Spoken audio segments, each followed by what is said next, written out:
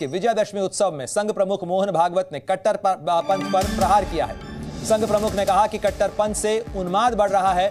मोहन भागवत के मुताबिक पूरी दुनिया में स्वार्थ और कट्टरपंथ की वजह से कलह यानी झगड़े चल रहे हैं। संघ प्रमुख का यह बयान ऐसे मौके पर आया है जब इजराइल और फिलिस्तीन के बीच में विवाद चल रहा है, हमास के साथ जंग चल रही है। साथ ही दुनिया में कई जगह तनाव की तस्वीरें देखने को मिल रही है। अयोध्या में जारी भव्य राम मंदिर के निर्माण पर भी संघ प्रमुख ने कहा कि अगले साल 22 जनवरी को रामलला की प्राण प्रतिष्ठा होने जा रही है। मोहन भागवत ने कहा कि भगवान श्री राम मर्यादा और करुणा के प्रतीक हैं। देश के आर्थिक विकास की तारीफ करते हुए संघ प्रमुख ने कहा कि भारत दुनिया की 5वीं बड़ी अर्थव्यवस्था है। दुनिया में भारत का गौरव बढ़ा है और देश को अमृतकाल देखने का अवसर मिला है। कि विश्व में अनेक समस्याएं हैं जिनका हल उनको नहीं मिला। स्वार्थ और कट्टरपन के चलते कलह चलते हैं, उसका कोई हल नहीं दिख रहा। विश्व ने प्रयास किया सबको एक रंग में घोलने का, सब में यूनिफॉर्मिटी लाने का, एकरूपता लाने का। वो यशस्वी हो नहीं सकता क्योंकि सृष्टि बनी है विविधता, वो विविध ही रहेगी। विविधता में एकता कैसे आएगी, उसका कोई आधार उनके पास नहीं है। और इसलिए स्वार्थ तो रहता ही है, कट्टरपन भी रहता है। उसको चलते एक उन्माद पैदा हो जाता है, अहंकार पैदा हो जाता है, उसके संघर्ष चल रहे हैं। स्वार्थों के टकराव और अतिवादिता के कारण युद्ध चलते हैं, उसका कोई उपाय नजर नहीं आता। तो मोहन भागवत ने न सिर्फ कट्टरपंथ के खिलाफ दुनिया का ध्यान खींचने की कोशिश की, बल्कि राम मंदिर के शुभारंभ की शुभ घड़ी भी बता दी। राम मंदिर के पर शुभ घड़ी का घोषणा करते हुए उन्होंने कहा कि 22 जनवरी को यानी 22 जनवरी 2024 को रामलला के मंदिर में प्राण प्रतिष्ठा की जाएगी। और प्राण प्रतिष्ठा के इस समारोह के साथ साथ उन्होंने इजराइल और हमास के बीच चल रही जंग का भी जिक्र किया। उन्होंने कहा कि इजराइल और हमास के बीच युद्ध में उन्माद बढ़ता जा रहा है और इस उन्माद के बढ़ने के पीछे एक बड़ी वजह कट्टरपंथ है। दुनिया में भारत का डंका कैसे बज रहा है, इसका भी जिक्र उन्होंने क्या कहा, किस तरीके से उन्होंने ये तमाम बातें कही, सुनवाते हैं आपको। हमारे संविधान के पृष्ठ पर जिनका चित्र है वो हमारे राष्ट्रीय आदर्श भगवान राम, उनके बाल स्वरूप का रामलला का मंदिर अयोध्या में बनने जा रहा है। अपने मंदिर में रामलला प्रवेश करने वाले हैं 22 जनवरी को। यह प्रसंग हम देखने वाले हैं।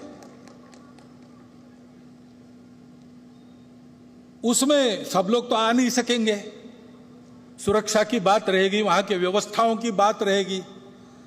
धीरे धीरे बाद में जाएंगे अपनी अपनी सुविधा से। विविधता में एकता कैसे आएगी, उसका कोई आधार उनके पास नहीं है।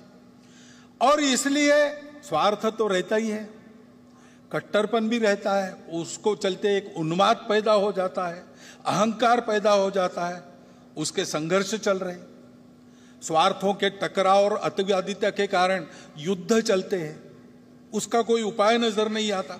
हमारा देश सब क्षेत्रों में आगे बढ़ रहा है, ये हम देख रहे हैं।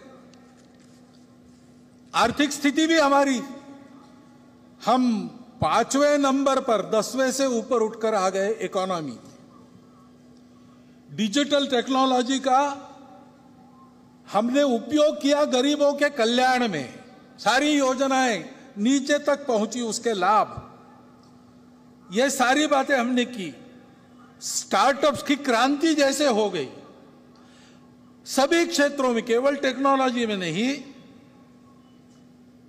कृषि हो, स्पेस हो, डिफेंस हो, सर्वत्र। और मोहन भागवत ने अपने भाषण में मणिपुर हिंसा का भी जिक्र किया। उन्होंने कहा कि कुछ लोग हिंसा को भड़का रहे हैं, शांति के प्रयास के समय हिंसा भड़काने की कोशिशें की जा रही हैं और कुछ लोगों की वजह से बाहरी देशों को फायदा मिल रहा है।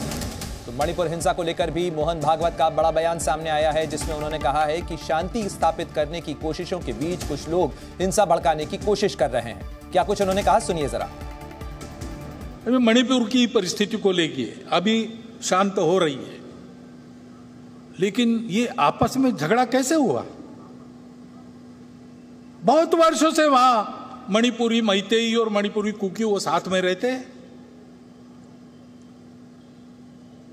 अचानक कैसे झगड़ा हुआ? सीमा लगत क्षेत्र है वो भारत का। वहां पर ऐसा होना, वहां पर अलगाव की बातें खड़ी होना, वहां पर ऐसे आपस में झगड़े होना, इससे किसका फायदा है? बाहर की शक्तियों का भी फायदा है। बाहरी लोग थे क्या करने वाले? मजबूत सरकार है और तत्पर भी है। स्वयं गृह मंत्री वहां जाकर बैठे 3 दिन, और मिनिस्टर जाके वहां 15-15 दिन रहे, सारा प्रयास किया। वहां की सरकार चाहती नहीं, देश की सरकार प्रतिबद्ध है। ऐसे होकर भी चलता रहा, क्योंकि शांति का प्रयास होता है और सफल हो रहा, ऐसा देखते देखते ही कोई हादसा करवा दो तो फिर से दूरी बढ़ती है, फिर से द्वेष बढ़ता है।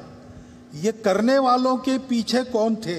ये हिंसा भड़काने वाले लोग कौन थे? ये हम देखते हैं तो ध्यान में आता है कि इसमें ये हो नहीं रहा है, ये कराया जा रहा है।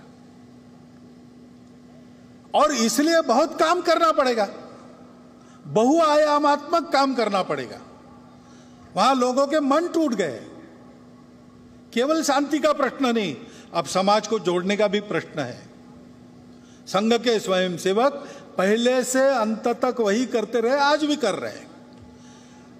सबकी सेवा कर रहे हैं, समदृष्टि से सबको देख रहे हैं, सबके पास जा रहे हैं, सबसे बात कर रहे हैं शांति रखने की। तो राष्ट्रीय स्वयंसेवक संघ के प्रमुख मोहन भागवत ने अपने भाषण में हिंसा पर, अशांति के ऊपर क्या कुछ कहा, वो हमने आपको सुनवाया। और एक बार फिर आपको बता दें कि आरएसएस के विजयदशमी उत्सव में संघ प्रमुख मोहन भागवत ने कट्टरपंथ पर भी प्रहार किया। संघ प्रमुख ने कहा कि कट्टरपंथ से उन्माद बढ़ रहा है। मोहन भागवत के मुताबिक पूरी दुनिया में स्वार्थ और कट्टरपंथ की वजह से कलह यानी झगड़े चल रहे हैं। साथ ही अयोध्या में जारी भव्य राम मंदिर के निर्माण पर भी संघ प्रमुख ने कहा कि अगले साल 22 जनवरी को रामलला की प्राण प्रतिष्ठा होने जा रही है।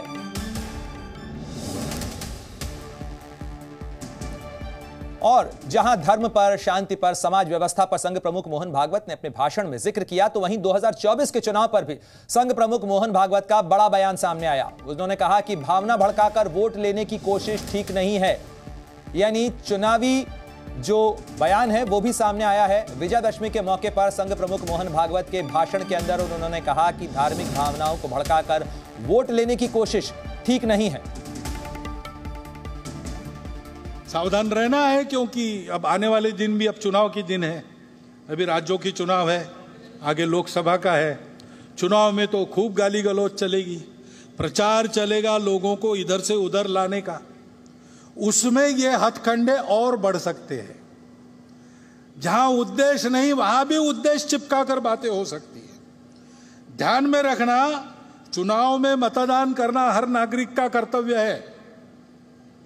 वो हम सब ने करना चाहिए, मतदान को छोड़ना नहीं चाहिए। वो हमारा राष्ट्रीय कर्तव्य है। नागरिक राष्ट्रीय कर्तव्य करे, इसलिए संघ के स्वयंसेवक काम करेंगे। परंतु वो ऐसी छोटी बातों के आधार पर नहीं करना है।